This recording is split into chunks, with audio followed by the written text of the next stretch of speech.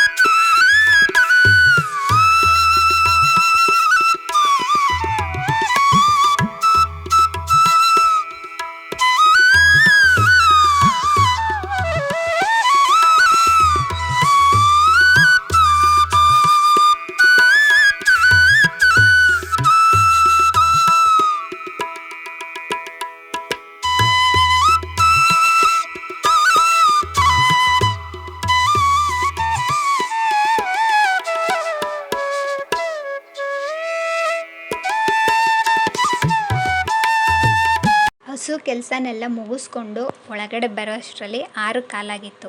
ಹಾಲು ತಂದು ಹಾಗೆ ಇಡ್ತಾಯಿದ್ದೀನಿ. ನಮ್ಮ ಮನೇಲಿ ನಾನು, ನನ್ನ ಹಸ್ಬೆಂಡು ಕಾಫಿ ಟೀ ಎಲ್ಲ ಏನೂ ಕುಡಿಯೋದಿಲ್ಲ. ಮಕ್ಕಳು ನೈಟ್ ಮಾತ್ರ ಒನ್ ಟೈಮ್ ಹಾಲು ಕುಡಿತಾರೆ ಅಷ್ಟೇ. ಅತ್ತೆ ಮಾವ ಕಾಫಿ ಕುಡಿತಾರೆ, ಅವ್ರು ಇರಲಿಲ್ಲ, ಊರಿಗೆ ಹೋಗಿದ್ರು. ಅದಕ್ಕಾಗಿ ಹಾಗೆ ಇಡ್ತಾಯಿದ್ದೀನಿ. ನನ್ನ ಮಗಳಿಗೆ ಸ್ಕೂಲ್ ಇತ್ತಲ್ವ, ನನ್ನ ಮಗನಿಗೆ ರಜಾ ಸಾಟರ್ಡೆ. ಮಗಳು ಸ್ಕೂಲ್ಗೆ ಹೋಗೋದ್ರ ಕಾರಣ ಅವಳಿಗೆ ಟಿಫನ್ಗೆ ಅಂತ ಹೇಳ್ಬಿಟ್ಟು ದೋಸೆ ಇಟ್ಟಿತ್ತು. ಅದಕ್ಕೆ ಬೆಂಡೆಕಾಯಿ ಗ್ರೇವಿ ಮಾಡ್ಕೊಳ್ಳೋಣ ಅಂತ ಹೇಳಿ ಮಾಡ್ಕೊತಾ ಇದ್ದೀನಿ. ಎಲ್ಲ ಹೆಚ್ಚಿಟ್ಕೊಂಡಿದ್ದೆ. ಈಗ ಒಗ್ಗರಣೆಗೆ ಹಾಕ್ಕೊಂಡು ಗ್ರೇವಿನ ರೆಡಿ ಮಾಡ್ತಾಯಿದ್ದೀನಿ. ಜೊತೆಗೆ ಲಾಸ್ಟ್ ವೀಕ್ ವರಮಹಾಲಕ್ಷ್ಮಿ ಹಬ್ಬ ಇತ್ತಲ್ವ, ಅದರದ್ದು ಮಡ್ಲಕ್ಕಿ ಸಾಮಾನು ಹಾಗೆ ಇತ್ತು. ಅಂದರೆ ಅಕ್ಕಿ, ಬೆಲ್ಲ, ಕಡಲೆ ಇದೆಲ್ಲ ಹಾಗೆ ಇತ್ತು. ಹಾಗಾಗಿ ಪಾಯಸ ಮಾಡೋಣ ಅಂತೇಳಿ ಜೊತೆಗೆ ಪಾಯಸನೂ ಸಹ ಮಾಡ್ತಾಯಿದ್ದೀನಿ. ಮನೇಲಿ ಹಸು ಇರೋದರಿಂದ ಮಜ್ಜಿಗೆ, ಹಾಲು, ಮೊಸರು ಇದಕ್ಕೆಲ್ಲ ಏನು ಕೊರತೆ ಇಲ್ಲ. ಹಾಗಾಗಿ ಕೆನೆನೆಲ್ಲ ಎತ್ತಿಟ್ಟಿದೆ. ಅದೊಂದು ಸ್ವಲ್ಪ ಮತ್ತು ಮೊಸರು ಇತ್ತು ನೆನ್ನೆದು, ಅದನ್ನು ಸ್ವಲ್ಪ ಕಡ್ಕೊಂಡು ಬೆಣ್ಣೆ ತೆಗೆದುಕೊಂಡು ಎತ್ತಿಟ್ಕೊತಾ ಇದ್ದೀನಿ. ಫ್ರಿಜ್ಜಲ್ಲಿ ಇಟ್ಕೊಂಡಿರ್ತೀನಿ. ಮತ್ತು ಇನ್ನೊಂದು ಸಲ ಇದೇ ಥರ ಪ್ರೊಸೀಜರ್ನ ಫಾಲೋ ಮಾಡಿದಾಗ ತುಪ್ಪನ ಕಾಯಿಸ್ಕೊತೀನಿ ನಾನೇ.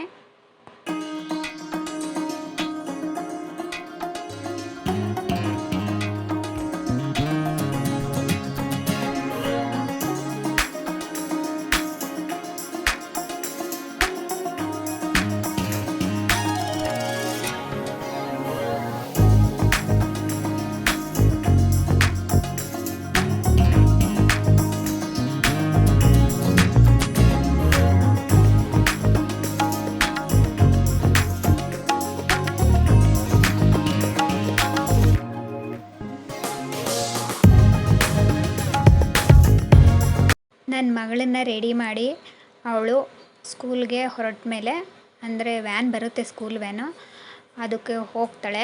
ಅವಳು ಹೊರಟ ಮೇಲೆ ಬಂದು ಮತ್ತೆ ಹುಲ್ಲು ನೋಡ್ದು ಕಿಚನ್ನನ್ನೆಲ್ಲ ಕ್ಲೀನ್ ಮಾಡಿದೆ.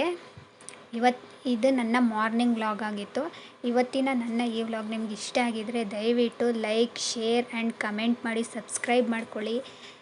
ಹೇಗಿತ್ತು ಅಂತ ಕಮೆಂಟ್ ಮಾಡಿ ತಿಳಿಸಿ. Thank you for watching.